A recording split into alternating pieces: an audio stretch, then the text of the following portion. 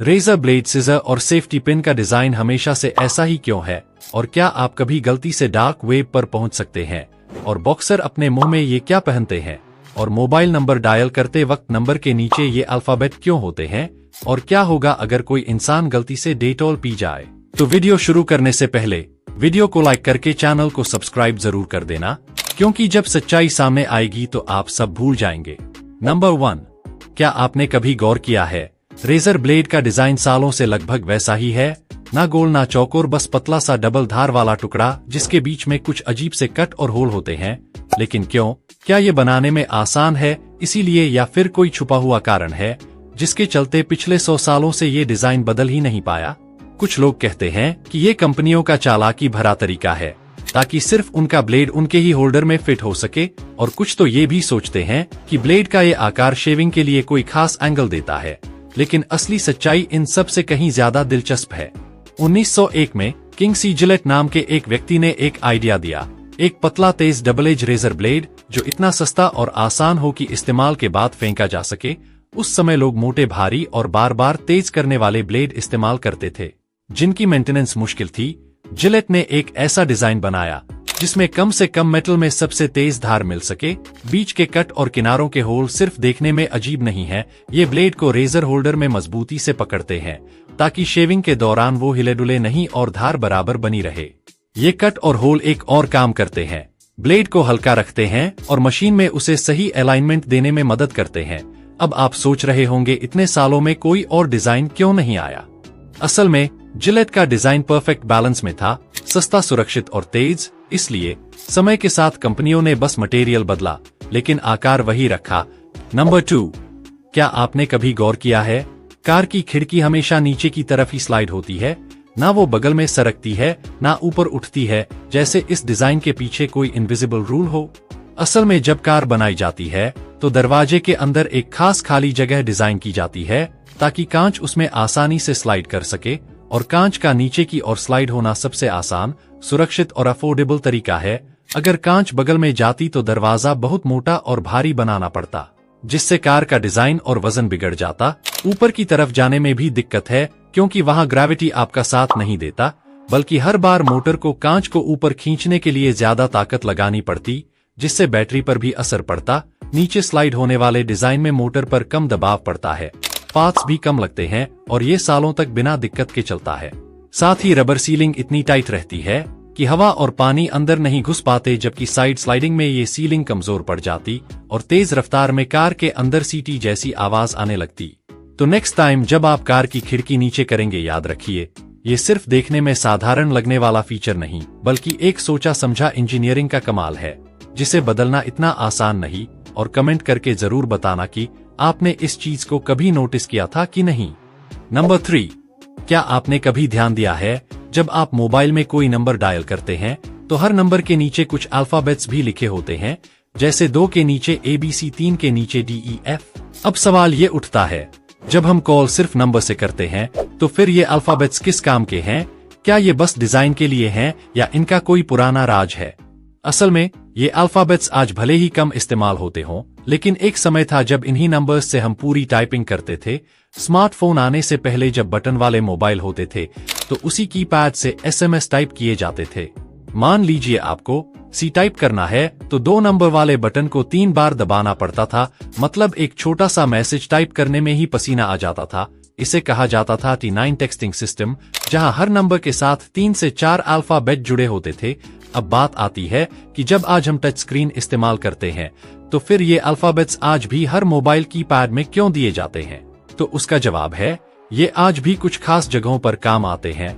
जैसे जब आप कस्टमर केयर या बैंक कॉल करते हैं, कई बार IVR सिस्टम में नाम टाइप करने के लिए नंबर से ही अल्फाबेट डालने पड़ते हैं, या जब कोई कंपनी आपको ऐसा नंबर डायल करने को देती है तो तब आप नंबर तो ईजिली भर लेते हो, लेकिन जब लेटर टाइप करने का टाइम आता है तो आप लेटर टाइप नहीं कर पाते, क्योंकि लेटर टाइप करने का तो कोई ऑप्शन ही नहीं होता।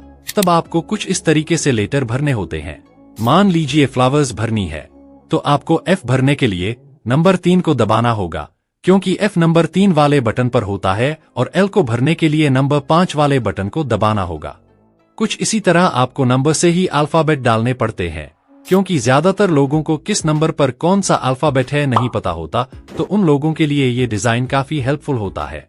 इसके अलावा ये एक तरह का इंटरनेशनल स्टैंडर्ड बन गया है, यानी दुनिया भर में कीपैड डिजाइन इसी सिस्टम पर चलता है।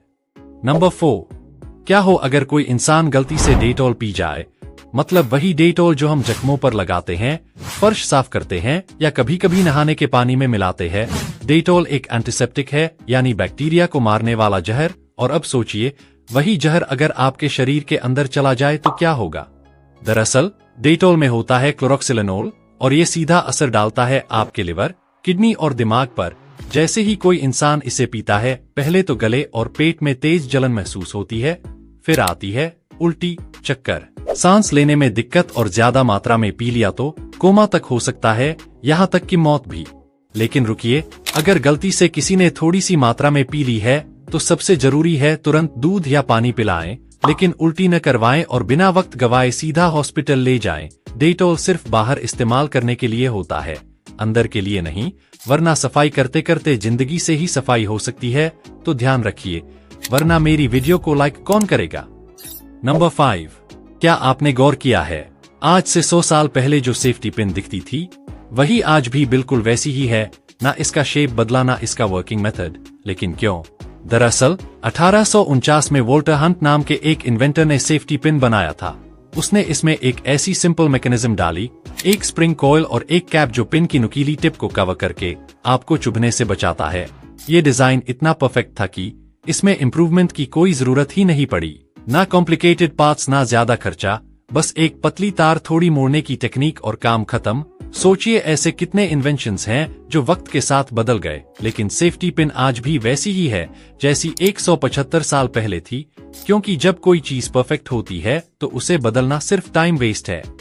नंबर 6, क्या आप कभी गलती से डार्क वेब पर पहुंच सकते हैं और वहां कुछ ऐसा देख सकते हैं जो आपकी जिंदगी हमेशा के लिए बदल दे। वैसे तो डार्क वेब पर पहुंचना आम इंटरनेट यूज करने जितना आसान नहीं होता। यहाँ जाने के लिए आपको एक स्पेशल ब्राउजर चाहिए, जैसे टोर और ऐसे हिडन यूआरएल्स जिनका पता गूगल या कोई सर्च इंजन नहीं देता।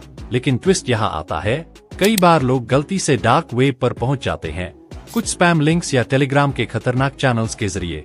अब सोचिए, आप क्यूरियोसिटी में उन लिंक्स पर क्लिक करते हैं और वहां जो दुनिया खुलती है वो सिर्फ इलीगल कंटेंट तक सीमित नहीं होती।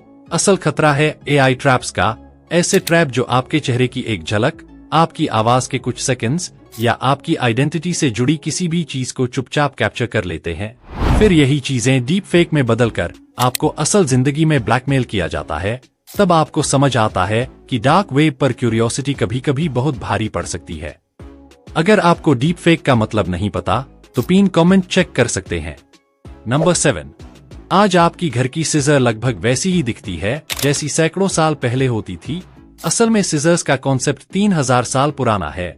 सबसे पुराने सिजर्स इजिप्ट में मिले थे, और तब भी उनका बेसिक डिजाइन 2 ब्लेड्स, एक पाइवोट और हाथ के लिए ग्रिप बिल्कुल वैसा ही था जैसा आज है। क्यों? क्योंकि ये डिजाइन फंक्शन के हिसाब से परफेक्ट है। 2 ब्लेड्स एक दूसरे की तरफ मूव होती हैं, बीच में पाइवोट बैलेंस देता है और हैंडल आपको परफेक्ट लेवरेज देता है। इतने सालों में मटेरियल्स बदले, जैसे steel, plastic handle, fancy colours, लेकिन डिजाइन लगभग वही पुराना, टेस्टेड और एफिशिएंट डिजाइन जो हजारों साल से काम कर रहा है। नंबर 8, क्या आपने कभी सोचा है बॉक्सर अपने दांतों में क्या पहनते हैं? हर बॉक्सर के मुंह में एक मोटा सा कवर होता है जो दूर से देखने पर प्लास्टिक जैसा लगता है।